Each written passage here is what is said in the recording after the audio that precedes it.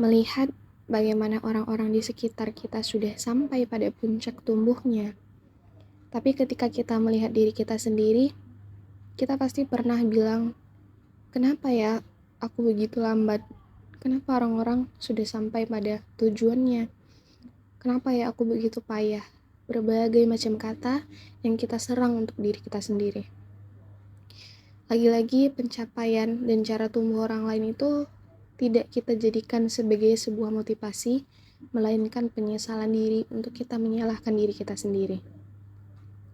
Aku tidak tahu bagaimana makna hidup pada masing-masing orang. Namun menurutku, hidup itu bukan sebuah kompetisi. Siapa yang lebih cepat dia menang, dan siapa yang paling lambat dia kalah. Bukan itu, teman-teman. Barangkali ini tuh soal siapa yang pada akhirnya sampai. Selambat apapun perjalanannya, bukankah yang paling penting adalah sampai pada tujuan kita? Ada dalam bahasa Jawa, ungkapan dalam bahasa Jawa yang seperti ini. Alon-alon asal kelakon. Sepertinya kali ini tepat untuk kita pakai, bukan? Tapi bukan berarti kita harus pelan-pelan terus.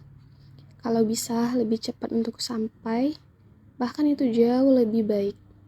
Hanya saja, kalau cepat lambat melulu dijadikan sebuah objek pembanding, apa kabar aku yang berjalannya jauh lebih lambat dibanding orang lain?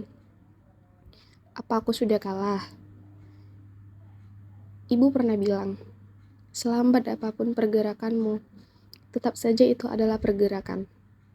Termasuk bagaimana cara kamu bertumbuh. Aku juga teringat bagaimana Rando Kim dalam Amor Fati-nya pernah bilang, mungkin hidup kita ini seperti pohon mojuk. Mojuk itu adalah jenis pohon bambu yang semenjak bibit disebar tidak akan menunjukkan perubahan apapun selain mengeluarkan tunas kecil selama 5 tahun.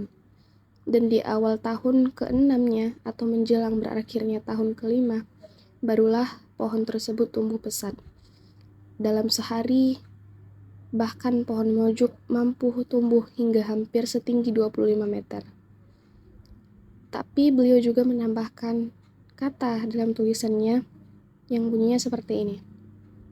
Sebetulnya, selama 5 tahun pertama pohon mojuk bukannya tidak tumbuh, melainkan ia sedang memperkukuh akarnya di dalam tanah untuk membuat persiapan melakukan sebuah lompatan.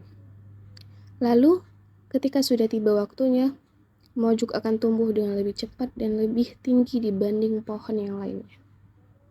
Jadi, aku menyuarakan ini bukan untuk membuat yang lambat tetap bersantai ria.